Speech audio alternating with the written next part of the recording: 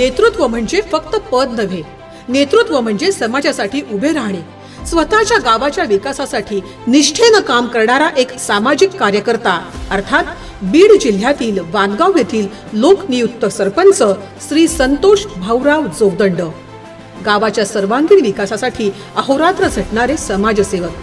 गावातील बंद पडलेले सर्व हातपंप स्वतः पुढाकार घेऊन प्रत्येक ठिकाणी त्यांनी दुरुस्ती केली.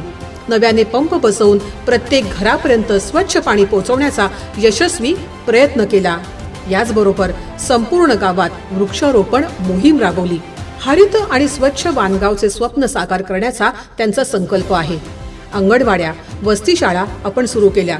प्रत्येक घरासाठी सौर ऊर्जेवरील दिवे उपलब्ध करून ऊर्जा स्वावलंबनाकडे गावाची वाटचाल त्यांनी सुरू केली आहे. गावातील प्रत्येक समस्या स्वतःची जबाबदारी मानून माणुसकी, कर्तव्य भावना आणि सेवाभाव वृत्तीतून त्यांनी नेतृत्व साकार केलं आहे.